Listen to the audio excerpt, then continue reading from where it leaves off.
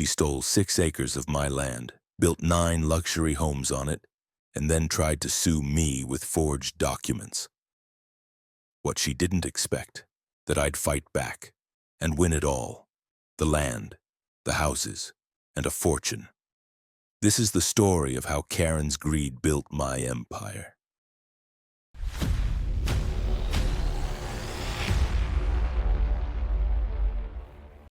I inherited 20 acres of land on the outskirts of Austin from my grandfather, a man who believed fences were optional and solitude was priceless. Some people inherit jewelry or stocks. I inherited a patch of wild Texas prairie, an aging farmhouse that creaked like it was haunted, and a couple of rusted tractors that probably belonged in a museum of agricultural suffering. To me, it was perfect. I worked remotely as a software consultant, which meant most days I was parked on my porch with my laptop, a mug of burnt black coffee and the kind of silence that cities charge money for. No neighbors shouting, no cars honking. Only wind, the occasional hawk, and the soft whisper of tall grass. The property line marked the border between 2 worlds: mine, organic chaos, sunburned prairie grass, creaking barn doors, and theirs, a newly built suburban enclave called Meadow Glen. It was an HOA community, and it looked exactly like someone printed a picture of ideal suburbia from the internet and copy-pasted it 100 times. Same beige houses, same manicured lawns, same mailboxes standing like property value soldiers. Their president was a woman named Karen Hopkins. I didn't know her yet. I had only seen her driving her silver SUV navigating the streets of Meadow Glen with the same expression a queen uses when she inspects her kingdom.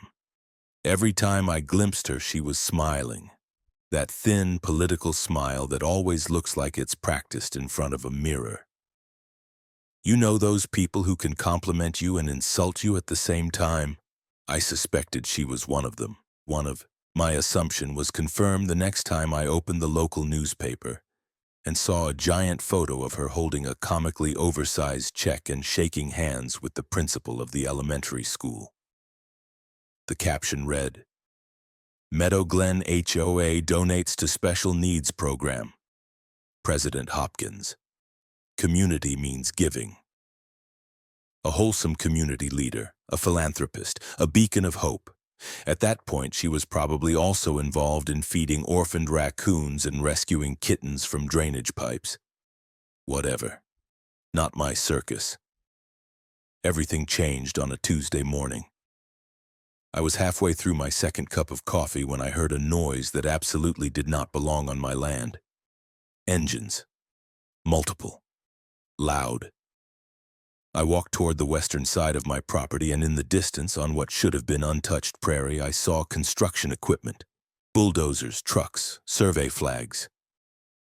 My heart dropped. My land wasn't just being touched, it was being scraped, cleared, reshaped. I picked up my pace. A man in a bright vest was barking orders and pointing toward where my fence should have been if I had bothered to build one. Workers were ripping out mesquite trees like they were weeds. "Hey," I shouted, "what the hell do you think you're doing?" The foreman turned, stared at me with a level of indifference only achievable through heavy union membership and chronic nicotine use. "Private development," he said. "We have permits." "Permits for what? This is my land." He looked down at his clipboard, flipped a page, then shrugged like I was some confused hiker who wandered into civilization. "According to this section belongs to Meadow Glen Development Association." I almost laughed. Almost.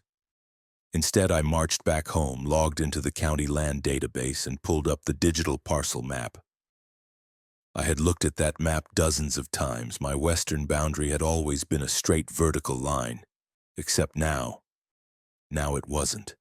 Almost 6 acres were missing, gone, like someone took scissors, cut out part of the map and pasted it into the Meadow Glen parcel. I rechecked, refreshed the site, downloaded the parcel PDF. Same result. That night I drove to the county land office in person.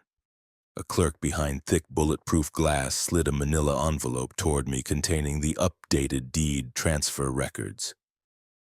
He spoke with the bland politeness of someone who died spiritually a long time ago. "Everything appears to be properly filed, Mr. Carter." "Filed by whom?" "By the Meadow Glen Improvement Organization." Improvement. They were calling shaving off my land an improvement. "And when exactly did this transfer occur?" He tapped the page. 7 months ago. 7 months ago my land was legally transferred when without me signing a damn thing. I stared at the document. My signature was there. Except it wasn't mine. Whoever forged it got my last name right, but the first name looked like a doctor's prescription written during an earthquake. The notary listed was someone I knew from childhood. An older gentleman named Herbert. Except Herbert had died nearly 2 years earlier. My pulse hammered in my ears. On my way back to the truck, I saw her, Karen Hopkins, standing in the parking lot near her silver SUV wearing tennis whites and holding her phone like a prop in a political commercial. She smiled brightly when she saw me. That public smile I recognized from the newspaper. "Mr. Carter," she said, voice full of syrup. "I was hoping we'd speak soon. Meadow Glen is expanding and I'd like to offer you a partnership opportunity. We can buy the rest of your acreage at a fair price. Consider it doing the right thing for the community." I stared at her. "So that construction? That's on my land." She tilted her head just slightly. The smile didn't move. Only the eyes hardened. "Not according to our paperwork." Something inside me snapped. "You forged my signature." A tiny flash of irritation crossed her face, fast as a blink. Then she smiled wider. "I think you're confused. We have every document we need." She turned, heels clicking on the asphalt, and slid into her SUV. Before the door closed, she added, "You can't stop progress." The door shut. The SUV pulled away. I stood there in the parking lot, gripping a fraudulent deed transfer with my fake signature printed across it, and felt the ground shift under my boots. My quiet life was gone. The war had begun. The next morning I stood at the edge of my stolen land and watched a yellow backhoe tear into the earth like it had a personal grudge against geology. What had once been a stand of twisted mesquite trees and knee-high bluestem was now a flattened hellscape of gravel, concrete forms, and steel rebar. I wasn't watching construction. I was watching an invasion. 5 homes were already framed out. 9 total were listed on the site plans now that I knew what to look for. 9 luxury villa-style homes, each complete with its own solar panels, 2-car garage, and eco-conscious landscaping. The kind of places that get featured in glossy real estate brochures and advertised with phrases like serene modernity or exclusive living. Except they weren't being built on land owned by Meadow Glen. They were being built on my damn land. By the end of the week, I'd hired an attorney, Sandra Lee, late 40s, razor sharp, and with a face that looked like it had forgotten how to smile sometime in law school. She listened to my story in silence, occasionally scribbling notes. When I finished, she flipped back a few pages, circled something, and said flatly, "They forged a deed using a dead notary's credentials and filed it with the help of a compromised clerk. That's organized fraud, Daniel, not just a boundary dispute." Her tone didn't change when I asked, "So what now?" "We burn them down legally," she said. "We'll start with a cease and desist. Then we go after the documents. But if this is as big as it looks, we'll need to make noise." I liked her already. That weekend I received an invitation, not a letter. An invitation. Glossy, embossed, personalized. Meadow Glen Expansion Forum. Celebrating the future, the Nine Pines Villas Project. hosted by HOA President Karen Hopkins. Keynote at 11, followed by lunch and champagne toast. Champagne. The HOA was serving champagne. I showed up out of sheer spite, wearing jeans that still had engine grease on them and a t-shirt with a hole near the collar. The forum was set up like a tech conference for realtors.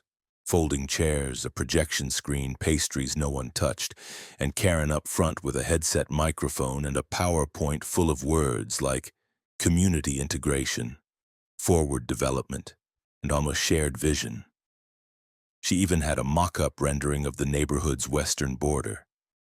You know, my land, labeled as Community Greenbelt Trail Loop and Dog Park. I stared at the slide. There was a walking trail where my tractor shed used to be. A fountain over the hill where I once buried my old shepherd. Karen spotted me.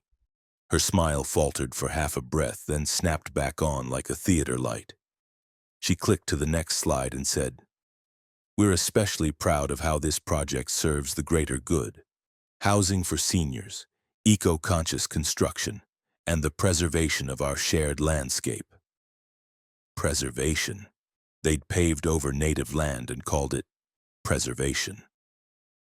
After the speech, I walked up to her. The room smelled like caterer-grade salmon and betrayal. She was shaking hands with a city council member whose name I recognized from lawn signs during the last election. I waited. When she turned to me, her expression didn't drop an inch. "Daniel," she said sweetly, "so glad you came. Wasn't the video just stunning? You're calling my land a greenbelt." Her eyes sparkled like a knife in sunlight. "I think it's better this way. Honestly, your acreage was underutilized. We're creating something that benefits everyone." She leaned in closer and whispered, "You'll see. In time, you'll come around." Sandra didn't come to the event. She was busy filing motions and digging through title history. But when I told her about the forum, she went quiet for a moment. Then she said, "They're preparing the public. They're trying to win the narrative." The next blow came on Monday.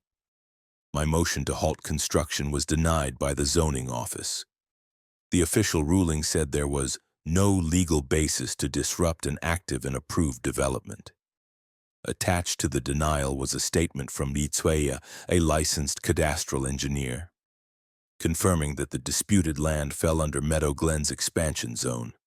His name was Randall Hopkins, the same last name as Karen.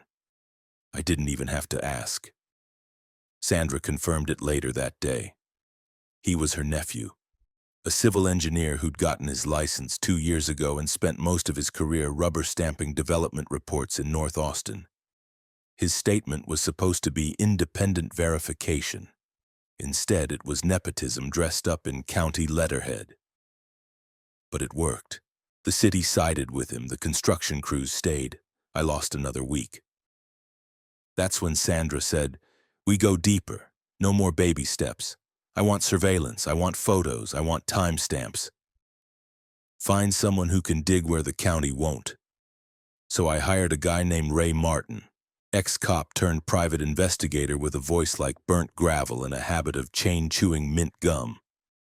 Ray didn't talk much, just nodded, took the parcel data, and said, "Give me 72 hours. While Ray went off to do whatever Ray does, I watched more drywall go up. One of the houses already had windows installed, house number 3. The sign on the lot said, "Sold, future home of the Reinhardt family." They had sold a house on stolen land to a real family who probably had no idea they'd bought a lawsuit in drywall form. At night, I sat on my porch, beer in hand, watching the blinking red lights of machines still running after sunset. The construction didn't stop, not even on weekends. I wasn't just dealing with a power-hungry HOA president. I was dealing with a goddamn machine. And for the first time, I understood something ugly and cold. They weren't afraid of being wrong, because they thought they could win anyway. Ray Martin called me exactly 73 hours after I handed him the file. His voice crackled through the phone with all the warmth of a gravel pit. "Meet me at the diner off Route 12, he said. "Back booth. Bring your lawyer if you want, but don't bring anyone else." When someone who used to carry a badge says something like that, you don't argue. I showed up 15 minutes early. Sandra arrived even earlier, nursing a black coffee that probably hadn't been warm since sunrise. Ray slid into the booth looking like he'd just come from tailing someone through a swamp. Wrinkled shirt, faint smell of cigarettes, manila folder under one arm. He didn't speak right away. He opened the folder, laid out 2 photos, and pushed them toward us. "Recognize this guy?" The photo showed a pudgy, balding man in khakis stepping out of a Civic and walking into the county records building. "That's the clerk," I said. "The guy who gave me the forged parcel records." Ray nodded. "His name's Greg Latham. Took a sabbatical 2 years ago after some complaints. Came back into the job mysteriously reinstated. No paper trail, no official reprimand." He slid over another photo. Greg sitting at a bar, drink in hand. Karen Hopkins was next to him, mid-laugh, hand on his forearm like a scene from a bad soap opera. "Jesus," Sandra muttered. "That's not all," Ray said. "I pulled the notary logs from the supposed deed transfer. The man who notarized it, Herbert Keegan, died 18 months before the document date. His stamp was decommissioned. Someone faked it. Sloppy, too. Different ink. Forged log entry. No video log, which is now mandatory in this county." He flipped another page and tapped it. "You're looking at felony fraud, conspiracy to commit land theft, abuse of government office, and if I dig deeper, probably money laundering through the Meadow Glen Improvement Fund." Sandra leaned back, lips pursed like she was tasting something sour. "They're going to push back," she said. "Hard." Ray shrugged. "Let 'em." They pushed first. The next week was a blur of legal preparation. Sandra filed formal charges with the DA's office, submitted a demand to freeze all transactions tied to the 9 Pines Villas development, and subpoenaed all HOA financial records from the past 3 years. That's when things turned ugly. Karen wasn't smiling in newspapers anymore. She was everywhere.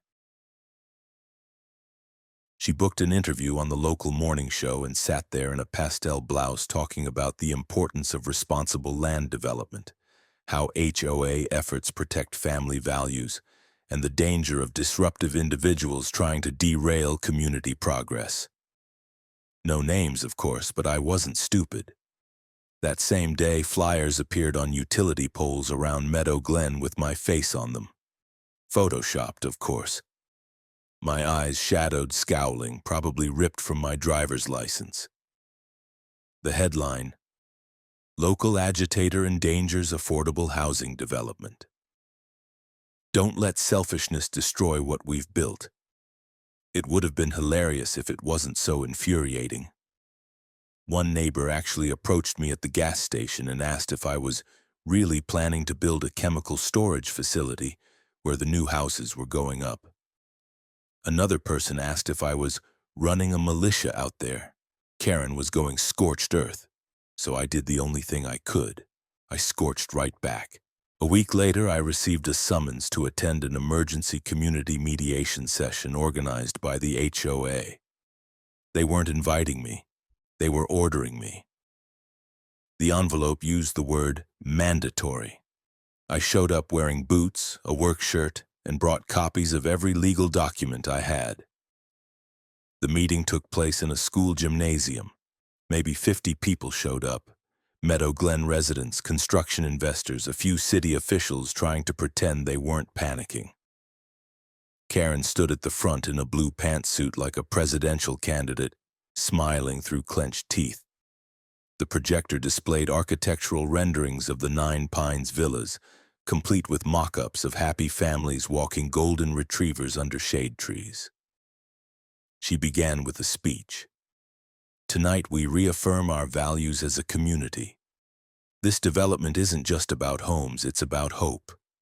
It's about legacy. And we cannot let one person's grudge threaten the future of our neighborhood.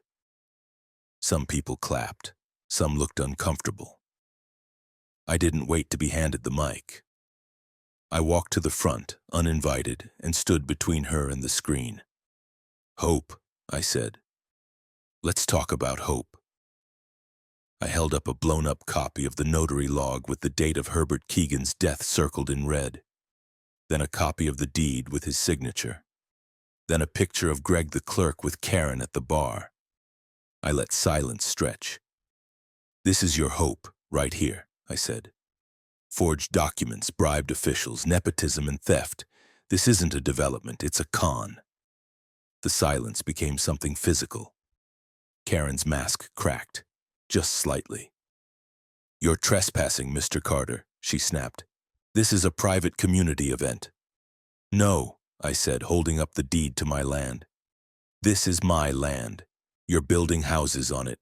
You lied, you forged, you stole." People in the crowd started murmuring. Some pulled out phones. "I'll be filing full charges in district court," I said. "And once that happens, anyone who bought or financed these homes is part of a legal mess that'll make this whole development uninhabitable for years." That was when a man from the crowd stood up. "I bought lot number 3, he said quietly. "Are you saying we don't own it?" I looked him in the eye. "You bought a house that was illegally built on my land. I'm not saying you don't deserve a home. I'm saying you were lied to."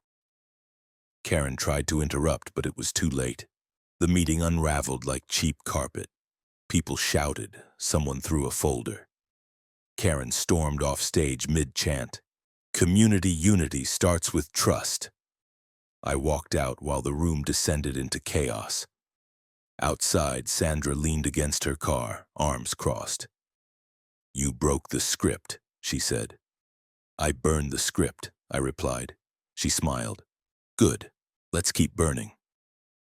By the end of the week, the foundation had cracked on more than just house number 3. I don't know who leaked the footage, maybe one of the residents, maybe a staffer who finally grew a conscience. But the video from the HOA community mediation hit social media like a wrecking ball dipped in gasoline. There I was, mid-speech, holding up the fake notary record with Karen's name glowing behind me on the projector like some real estate demon summoned in pastel. The clip got shared on Facebook groups, real estate watchdog blogs, even Reddit. One guy remixed it into a rap track titled "Get Off My Land," and I'll admit it slapped. Suddenly people were paying attention, and not just to me. Karen Hopkins, the queen of cul-de-sacs, the cupcake-baking philanthropist, the smiling symbol of suburban peace, was now under a different kind of spotlight. Investigative reporters started poking around. The Meadow Glen Expansion Fund turned out to have more red flags than a totalitarian military parade. HOA members started whispering about unusual purchases, consulting fees paid to shell companies, spa treatments listed as landscape design research, and a whole category of expenses labeled strategic community enrichment, which apparently included first-class tickets to Miami. At first, Karen did what she always did: deny, distract, deflect.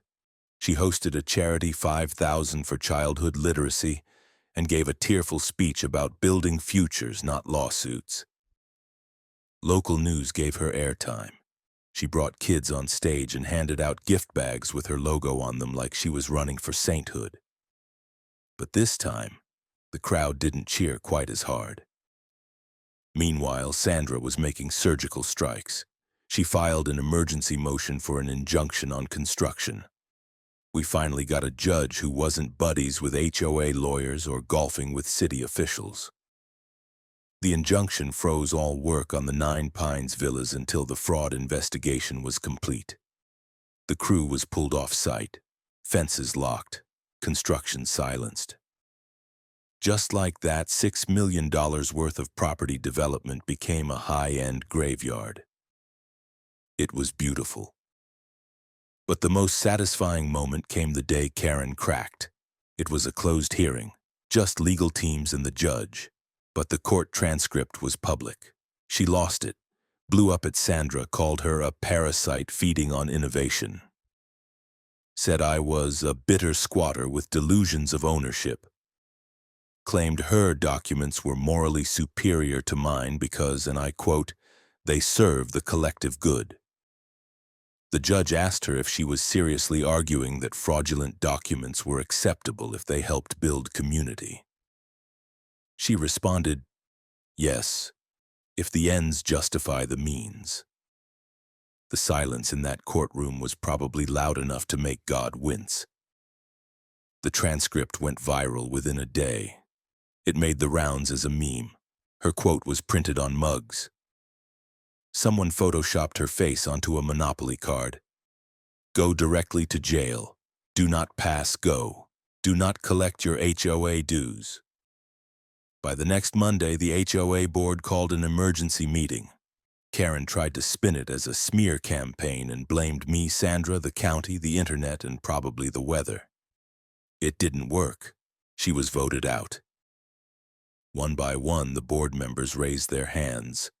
One abstained, some old man in a bow tie who probably didn't understand what was going on. But the rest removed her like a bad tooth. No applause, no drama. Just cold, quiet exile. She walked out of the clubhouse like a dethroned empress, sunglasses on, chin up, flanked by two lackeys who looked like they were hoping not to be next. That night, a local reporter knocked on my door for a quote. I didn't answer. I was sitting out back with a beer in hand, listening to the silence that had returned. No hammers, no backhoes, just wind and crickets.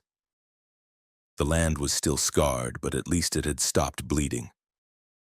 But we weren't done yet, because while Karen had lost her crown, the damage she'd done was still rotting beneath the surface. 9 houses, 6 acres of stolen land, and a mountain of forged paperwork didn't just disappear with a vote. The legal war was still alive, still snarling, and the next round would be the one that drew blood. And Sandra? She wasn't satisfied with an injunction. She wanted everything: full compensation, criminal referrals, asset seizures. She wanted to end Karen. So did I. But I had one more move to make first.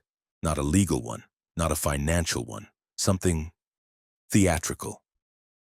It came to me while I was walking the western edge of my property, staring at the vacant lots with their for sale signs now faded and curling under the sun.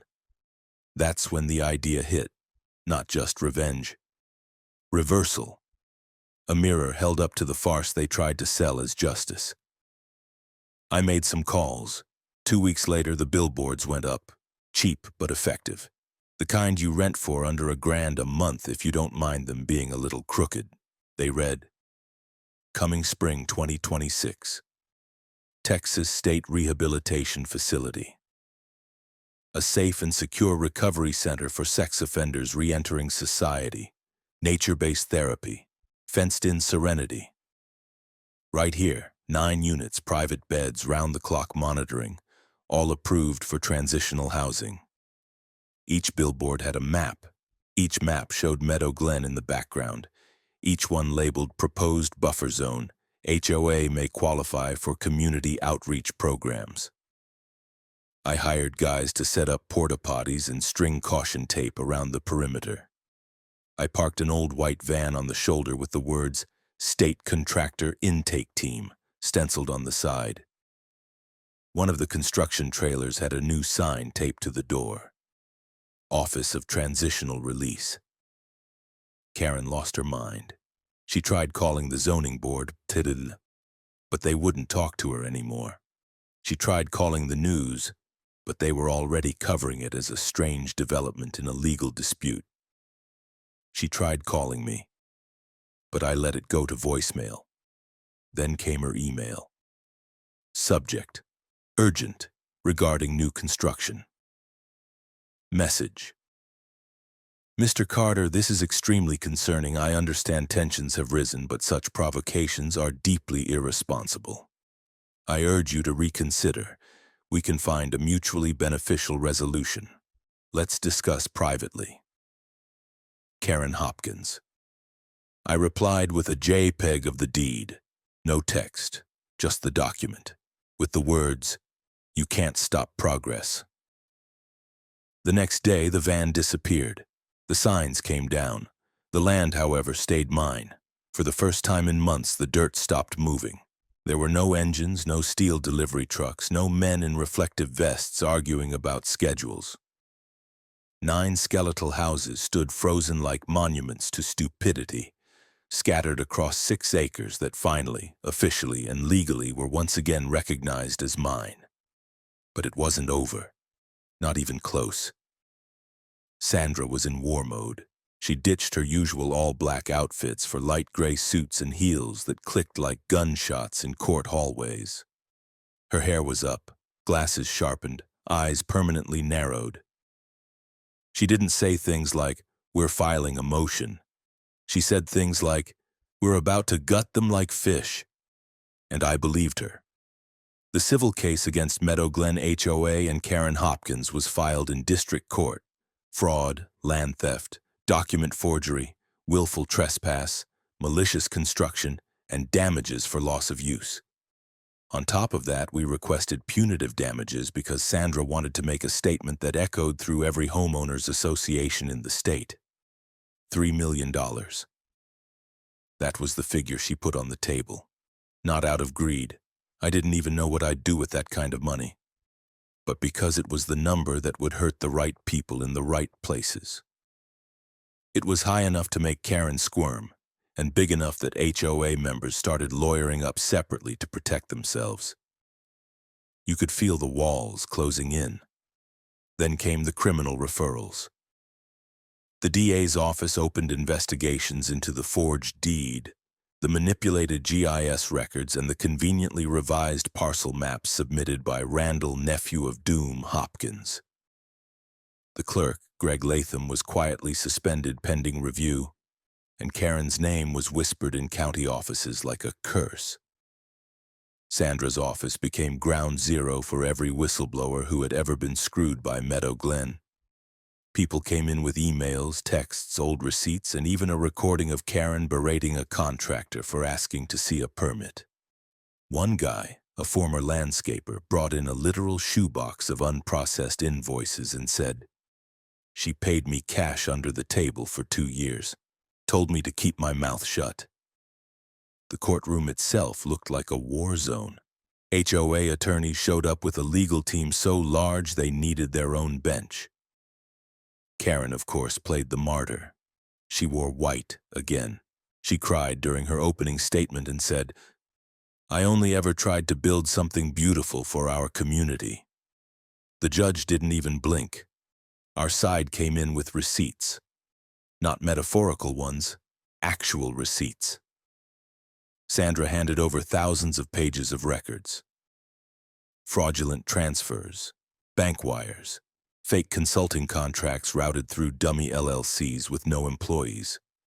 One of the LLCs had an address that turned out to be a UPS box inside a vape shop. The judge had questions, lots of them. Karen's team tried to argue that she was misled by advisors and acted in good faith. But when the judge asked why she signed off on deeds that misrepresented parcel ownership, her lawyer tried to blame it on an administrative oversight. Sandra stood up deadpan and said, "Your Honor, if that's the kind of oversight they practice, I'd like to build a Starbucks on their front lawns. I promise to act in good faith." Laughter broke out in the gallery. The judge didn't stop it. Then came the house buyers. 3 families who had bought homes in the 9 Pines Villas project were now plaintiffs, not against me, but against the HOA and Karen. Their lives were upside down. One woman had already sold her old home and had been living in a motel with 2 kids waiting for a move-in date that would never come. Another couple had spent their entire life savings on a down payment for a house that legally didn't exist. Karen tried to make it sound like they were collateral damage from my vindictive crusade. That didn't go over well. "You built homes on stolen land," the judge snapped. The only surprise here is that Mr. Carter didn't sue for $10 million. The judgment was swift. Karen was held personally liable for a portion of the damages. Meadow Glen HOA was ordered to pay $3 million to me, plus full restitution to the affected buyers. The court nullified the fraudulent deed, declared the construction illegal, and ordered all 9 homes to be transferred to me as part of the settlement. Yes, all 9. Karen gasped. It was the kind of gasp that makes a courtroom go still, like someone just slapped the oxygen out of her. Her lawyer whispered something in her ear.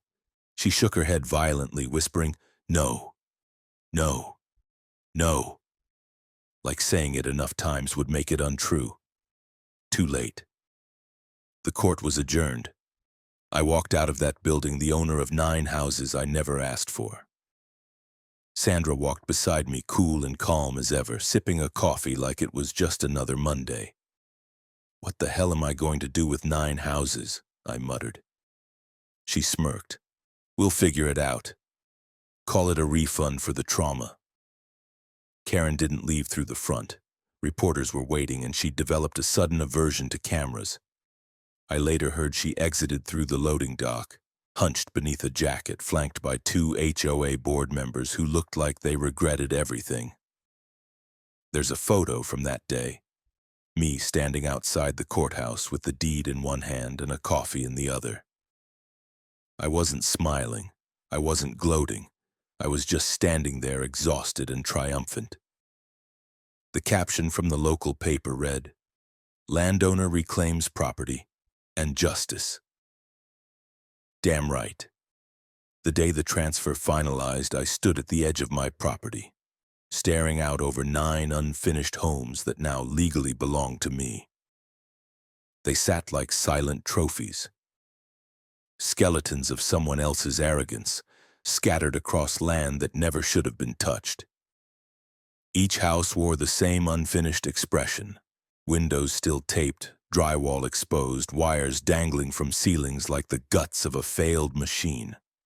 To anyone else, it probably looked like a headache. To me, it looked like opportunity. Sandra called it poetic real estate. 9 properties I didn't ask for, built without permission, now handed over as war reparations. Most people would have flipped them, cashed out, disappeared. But I wasn't most people. I'd spent too long watching this community rot from the inside to just walk away. If Karen had taught me anything, it was that the only way to beat a system like this was to replace it with something better. So I started building. Not literally. I'm not the kind of guy who knows the difference between a stud finder and a stapler. But I brought in people who did. Contractors, inspectors, engineers. Real ones this time. I vetted everyone, made sure the permits were clean, the codes followed, the foundations rechecked. We tore out cheap plumbing, reinforced walls, corrected corners that weren't 90 degrees. No more shortcuts, no more Karen math. Then I rebranded the place. Carter Grove. 9 homes. No HOA, no fine print, no Karen clones walking around with clipboards measuring mailbox heights. Instead of luxury villas, they became something better. Spaces with purpose. 2 of the homes became short-term retreats for veterans dealing with PTSD. One was donated to a single mother's housing nonprofit. Another became a local artist residency. One was converted into a small community library, the kind that didn't need a board vote to stock banned books. House number 4, that became my office. I set up a small real estate consultancy focused on helping people escape bad HOAs. It started small, a website, a few blog posts, a hotline. But the stories started pouring in. People from all over the country, horror stories, extortion, harassment. One woman told me she was fined for planting tomatoes in her front yard. Tomatoes. I hired 2 assistants, then 4. We brought in a legal partner. By the end of 6 months, we had a name. The Carter Foundation for Residential Autonomy. Catchy, I know. Karen, meanwhile, disappeared from public view. Her home was listed under her husband's name, but it went on the market not long after the verdict. Rumor was she tried to start a new HOA in a nearby suburb and got laughed out of the room. Someone sent me a photo of her at a town hall, standing in the back, arms crossed, while a younger man spoke about protecting individual property rights. The irony was so thick I nearly choked, but that wasn't the best part. One day a guy named Miguel showed up at my new office, an older man with a sun-beaten face and a quiet dignity. He introduced himself as a landscaper, said he used to work under Karen until she fired him for being too opinionated. Miguel handed me a small folder. Inside were handwritten notes, blueprints, and a list of contractors who had quietly complained about unpaid work during the Nine Pines project. One note simply read, "She never intended to finish this project. Just inflate it, sell it, and leave."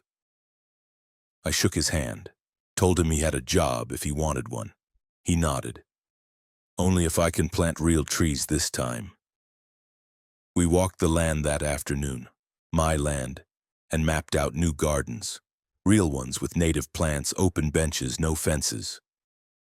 Miguel smiled for the first time when I told him there'd be no HOA meetings, no mandatory mulch types, no height restrictions on sunflowers. House number 7, the one closest to the edge of the property, we turned into a kids' center. Nothing fancy. Just a place with books, internet, old beanbags, and a wooden sign out front that read, "Come as you are, unless you're Karen." That one was Sandra's idea. I had it carved in live oak. Over time, the community changed. People from Meadow Glen started showing up, cautiously at first, then openly. They walked the trails, sat at the picnic benches, used the library. No one asked for their names, no one asked for dues. I started seeing familiar faces, even a few from the original HOA board. One of them, a guy named Russell, came by one evening and dropped off a bottle of whiskey with a note that said, "Sorry I didn't stand up sooner. You were right." I never expected to forgive anyone, but life's strange that way. I didn't just win land. I didn't just win houses. I won space. Space to breathe. Space to build. Space to give back. Every nail Karen had driven into my land was now part of something she never could have imagined. A place that didn't need power trips, didn't demand conformity, and didn't pretend rules were justice. I still kept the original fake deed, though, framed, right above my desk. Sometimes I'd look at it, smirk, and remember how close I came to losing everything, and how sweet it was to take it all back, not just with paperwork, but with purpose. The funniest part? I still live in the old farmhouse. Despite the 9 new properties, the office, the picnic tables, the trails, and the rebranded Carter Grove, I never moved. The porch still creaks. The coffee still burns. The wind still knows my name. Most mornings I sit out there like I used to, boots up on the rail, dog at my feet, watching the sun crawl over the prairie. But now, instead of just birdsong and breeze, I sometimes hear the laughter of kids down the trail, the crunch of tires on the gravel path, or the occasional guitar strum from house number 6, where an artist named Lana turned the garage into a studio and somehow convinced a whole generation of local teens that painting rusted fences was an act of revolution. I'm not a celebrity, never wanted to be. But around here, people know my name. Sometimes they come up just to say thanks.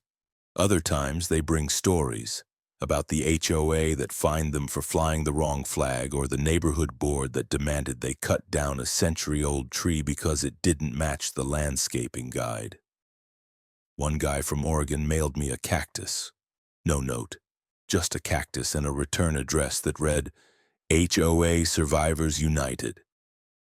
Sandra told me we could franchise the model. She said we could build Carter Grove communities all across the country. HOA-free enclaves for real people who just want to live without a ruler measuring their grass. Maybe. Someday. But right now, this land still has my boots on it. It still has work to do. Karen, by the way, tried to sue me.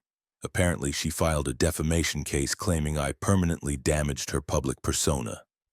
It was thrown out in under 5 minutes. The judge didn't even look up from his lunch. I heard she moved to Arizona, some gated place outside of Tucson. Rumor is she tried to join the board there too.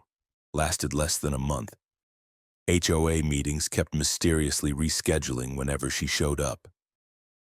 But here's the kicker. Last spring, during one of our weekend potlucks, I saw a woman standing just beyond the trail, half hidden behind a tree line. Sunglasses, hair tucked up in a scarf, watching. She didn't come forward, didn't speak. Just stood there with her arms crossed like she was measuring something that used to be hers. Then she left, and I went back to my brisket. Life moved on. We built a windbreak on the north edge last month. Volunteers came out, shovels in hand, laughter in the air. Miguel coordinated the planting. At one point, I saw him teaching a 10-year-old how to dig a proper tree hole. He winked at me and said, "Real roots this time." Someone brought homemade lemonade. Someone else brought a violin. We had music, sweat, dirt under our fingernails, and not a single meeting agenda in sight. And that night, under string lights stretched between porches, we had a bonfire. Kids roasted marshmallows. Grown-ups swapped stories. Someone brought a speaker and played Johnny Cash.